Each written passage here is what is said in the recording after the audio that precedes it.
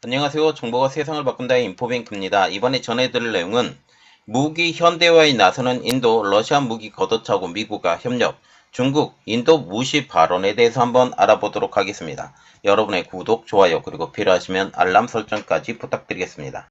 지금 인도가 무기 현대화에 나서고 있습니다. 특히 무기 현대화를 가속하고 러시아의 의존도를 탈피한다라는 것이죠. 제가 이전 영상에 말씀드렸다시피 인도와 같은 경우는 매년 초에 러시아를 방문해서 국방장관들이 올해는 얼마나 수입을 할 것이냐 라고 말을 할 정도로 인도의 러시아 무기 의존도는 아주 상당했습니다.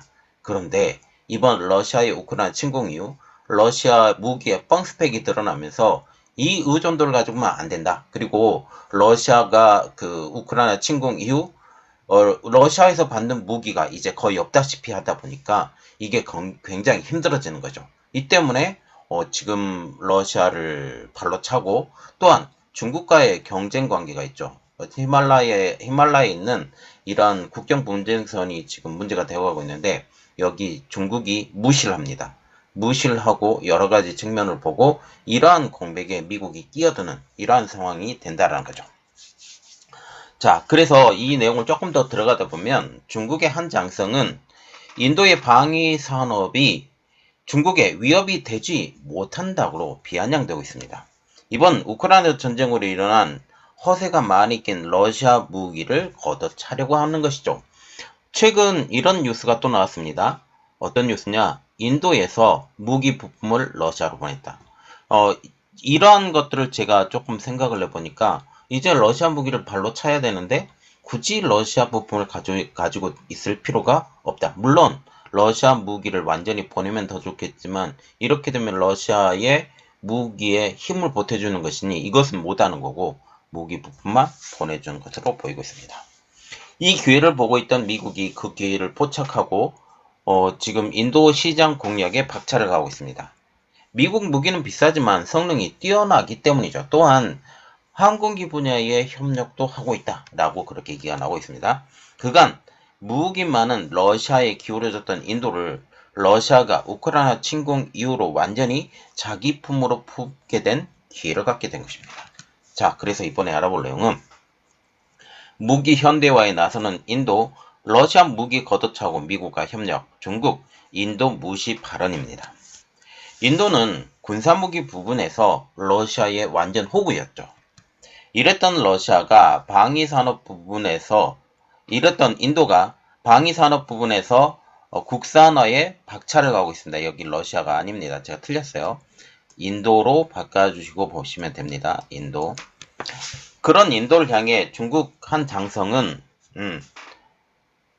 인도의 방위산업이 뒤처진 탓에 중국 안보에 전혀 위협이 되지 않는다라고 주장한 것이죠.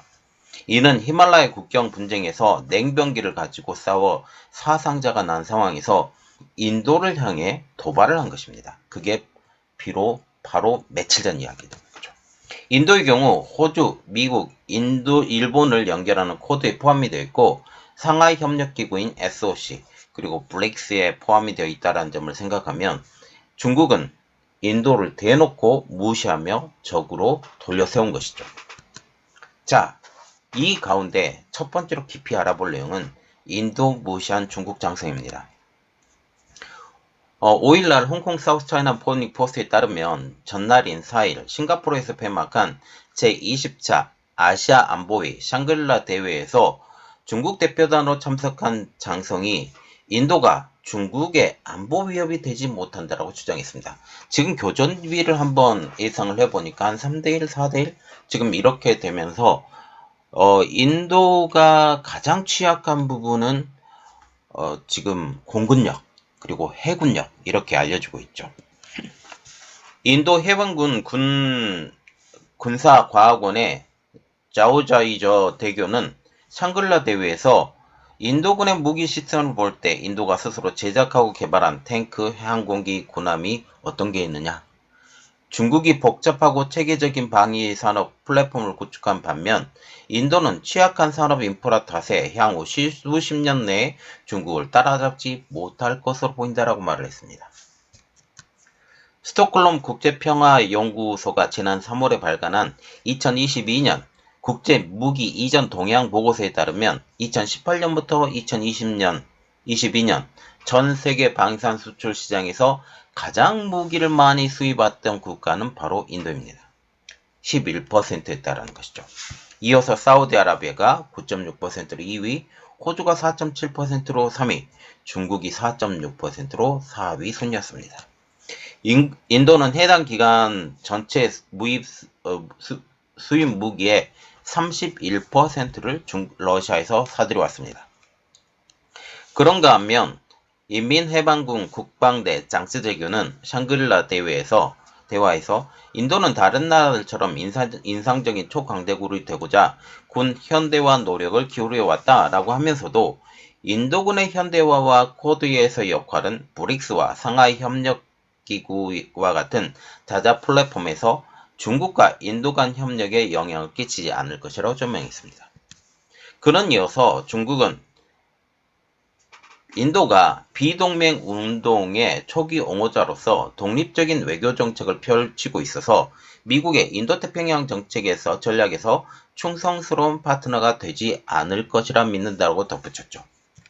그러나 인도 중국 문제 전문가인 요게시 굽타 전 덴마크 주재 인도 대사는 비동맹 운동에 대해 냉전 시기에는 적절했지만 지금은 구식이라고 지적하고 있습니다.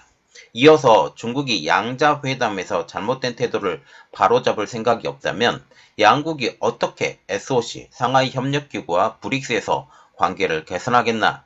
이들 그룹은 중국의 아집 탓에 별 진전을 이루지 못하고 있다라고 비판을 했습니다. 결국 브릭스나 아니면 상하이 협력기구나 여기에 지금 사우디가 다 포함이 되어 있는데 여기에 중국 주도로 일이 나가고 있다는 것을 굉장히 비판하고 있는 것이죠. 인도와 중국과 같은 경우는 1962년부터 국경 문제로 전쟁까지 치렀지만 국경선을 확정하지 못한 채 실질 통제선 LAC로 경기를 맞서고 있습니다. 양국군은 2017년 인도 동북부 도카라에서 73일간 무력 대치를 했고 2020년에는 5월 판공호의 난투국, 6월에 가롱 계곡의 몽둥이 충돌 등 국경 분쟁지에 있는 라다크 인근 지역에서 잇따라 충돌했습니다. 지난해인 2022년 12월에도 인도 동북부 아루나찰프레데시주 인근 타왕 지역 국경에서 양국군 수백 명이 충돌, 수십 명이 다친 것으로 알려지고 있죠. 가면 갈수록 이 인도와 중국과의 갈등, 국경 문제의 갈등, 이것은 결국 중국이 힘을 가지고 있다라는 그런 이야기가 나오고 있죠. 그래서 여기에 대응하기 위해서 인도가 취한 정책은 K9 자주포의 국산화, 이런 이야기가 나오고 있습니다. 이런 상황에서 이번 샹그릴라 대회에서 인도를 깔본 듯한 대화를 한 것입니다. 발언을 한 것입니다. 여러 가지 측면으로 볼 때 인도는 무기 국산화가 반드시 필요한 국가 중에 하나이죠. 오랜 기간 러시아로부터 무기 수입을 의존해온 인도가 이제 무기 국산화에 박차를 가고 있습니다. 인도의 무기 국산화는 러시아의 의존도를 낮추겠다라는 것입니다. 우크라이나 침공 이후 러시아 무기의 뻥스펙이 온천하에 드러난 상황에서 러시아를 무기를 가지고 특히 중국을 대항한다라는 것은 힘들다라는 판단 때문이죠.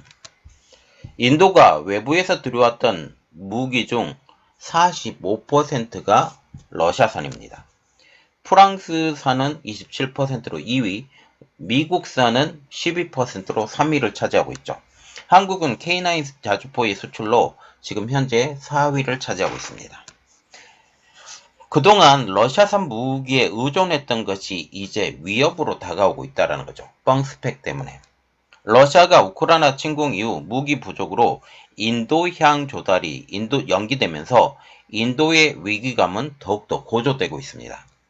군사무기 분야에서 인도가 탈러시아의 행보를 보이자 러시아에도 발등에 불이 떨어졌습니다. 지난 2월 벵갈루루에서 열린 에어쇼에 전투기를 포함해 약 200점의 군사 장비를 전시한 것이 그 대표적이죠. 미국도 이 에어쇼에 참가해 F-35 스텔스 전투기와 F-16 전투기가 시험 비행을 했습니다. 자, 이러한 러시아의 공백은 반드시 채워야 될 나라가 있죠. 그것은 바로 미국입니다. 그래서 세 번째로 알아볼 내용, 인도와 동맹 강화하는 미국입니다. 여전히 러시아에서 원유와 천연가스를 들어오지만 군사 무기 분야에서는 러시아와 인도의 관계가 점점 벌어지고 있습니다. 이러한 상황에서 오스틴 미국 국방장관과 싱 인도 국방장관이 5일날 뉴델리에서 만났습니다. 양국은 국방 분야에서 협력을 강화할 것이라고 확인을 했는데요. 미국은 군사 지원을 통해 인도에서 러시아 의존도를 줄이기로 돌입한 것입니다. 양국은 또한 인도에서 제트기용 제트 엔진을 공동으로 제작하기로 원칙적으로 합의한 것처럼 보입니다. 회담 후 인도 정부는 양국이 공동 기술 개발과 공동 생산을 통해 방위 산업 분야의 협력을 강화하는 방안을 논의했다고 발표했습니다. 특히 여기서 눈여겨봐야 될 것은 전투기에 대한 제트 엔진 공동 제작. 왜냐하면 인도와 지금 맞붙어 있죠. 중국은 인도와 맞붙어 있는데 여기에 갈등이 심한데 여기를 완전히 누르기 위해서 또한 파키스탄을 누르기 위해서도 반드시 전투기의 효능의 극대화는 필요합니다. 지금 러시아가 가지고 있는 전투기와 중국이 가지고 있는 전투기의 수량만 봐도 어마어마한 차이가 있어요.